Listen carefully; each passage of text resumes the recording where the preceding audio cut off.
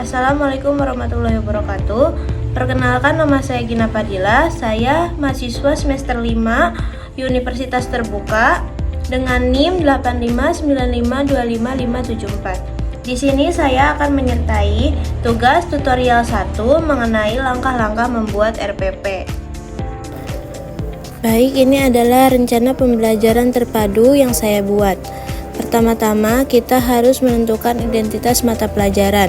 Mata pelajaran yang saya pilih di sini ada 3, yaitu IPAS, Bahasa Indonesia, dan Seni Budaya. Lalu temanya saya memilih keluargaku di kelas 1 semester genap dengan waktu 2 kali 35 menit.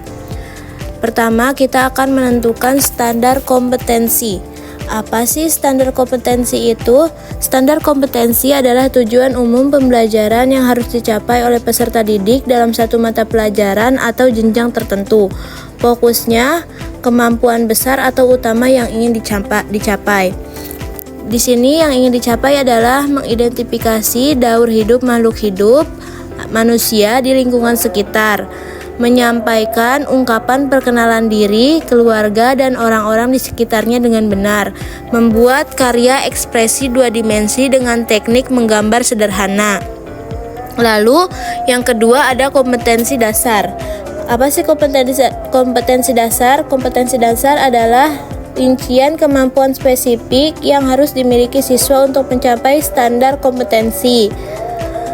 Yang pertama di sini ada menyebutkan urutan sederhana tahapan usia manusia dari bayi, anak-anak, dewasa, lansia di lingkungan keluarga dengan benar.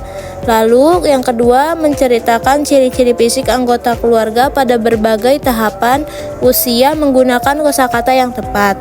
Yang ketiga ada menggambar anggota keluarga pada tahap usia yang berbeda secara sederhana. Lalu ketiga ada indikator. Indikator adalah penanda atau ukuran keberhasilan pencapaian kompetensi dasar, umumnya dalam bentuk perilaku atau hasil belajar yang dapat diamati dan diukur. Indikator di sini yang pertama ada menyebutkan tahapan usia sederhana yang ada di keluarga, misalnya bayi, anak, ibu, atau ayah. Yang kedua menyampaikan satu kalimat sederhana untuk mendeskripsikan ciri-ciri anggota keluarga yang usianya berbeda. Yang ketiga ada membuat gambar sederhana yang mewakili dirinya sendiri, anak-anak, dan satu anggota keluarga yang lain yang berbeda usia, misalnya bayi atau dewasa. Pokok materi di sini ada tahapan siklus hidup manusia sederhana, bayi, anak-anak, dewasa, tua atau lansia. Lalu yang kedua ada kosakata deskriptif sederhana, kecil, besar, tinggi, beruban, jalan cepat, lalu merangkak. Yang ketiga ada teknik menggambar anggota keluarga. Media dan sumber belajar yang saya pakai yaitu sumber buku IPAS, Bahasa Indonesia, dan Seni Budaya. Lalu video animasi tentang siklus hidup manusia. Lalu yang ketiga ada poster siklus makhluk hidup. Metode pembelajaran yang saya pakai yaitu ceramah, tanya jawab, dan diskusi. Kegiatan pembelajaran pendahuluan saya 10 menit, yaitu kegiatan siswa dan guru mengucapkan salam, mengajak berdoa, dan mengecek kehadiran.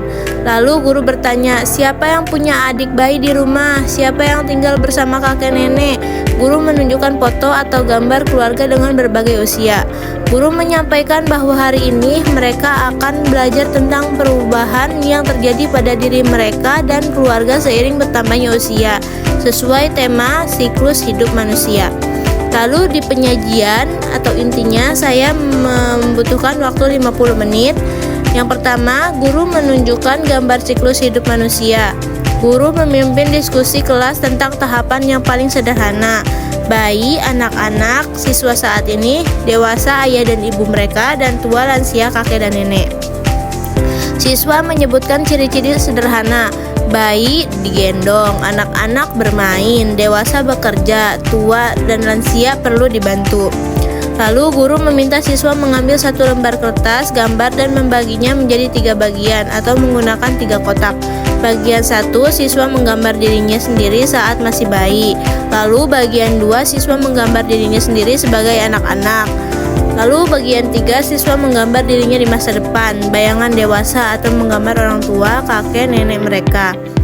Beberapa siswa secara acak diminta maju ke depan, menggunakan gambar mereka dan menceritakan perbedaannya.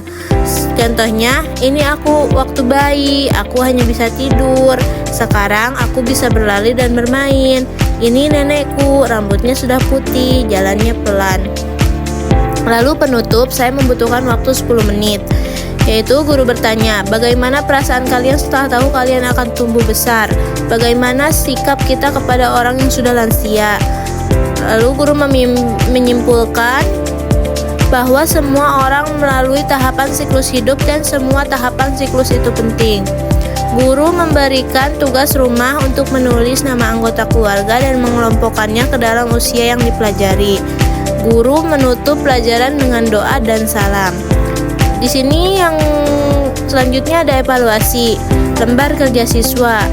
Seperti tadi, temanya masih tentang keluargaku. Muatan terpadunya ada IPAS, Bahasa Indonesia, lalu Seni Budaya. Di kelas 1 semester genap.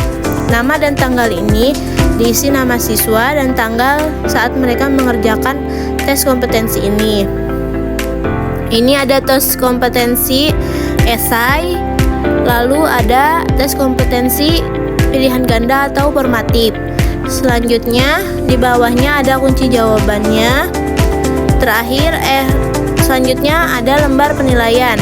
Lembar penilaian yang dinilai, aspek yang dinilai adalah keaktifan membaca dan menjawab pertanyaan. Karakteria skornya 1 sampai 4. Kemampuan berdiskusi dan bekerja sama dengan teman. Sikap saling menghargai dalam berkelompok. Ketelitian dan kerapian mengerjakan LKS dan tes formatif. Skor 1 sampai 4 ini 4 skor yang sangat baik, 3 baik, 2 cukup, dan 1 perlu bimbingan. Untuk yang terakhir adalah evaluasi hasil belajar. Di sini saya mencontohkan nama saya sendiri. Nilainya di sini IPAS 80, Indonesia 90, Seni Budaya 87. Nilai ini dijumlahkan lalu dibagi 3 untuk mendapatkan nilai rata-rata. Bila nilainya di atas 70, di atas KKM, itu dianggap tuntas. Bila nilainya di bawah 70, itu dianggap belum tuntas atau perlu bimbingan tambahan. Sekian langkah-langkah membuat RPP dari saya. Kurang dan lebihnya mohon dimaafkan. Terima kasih.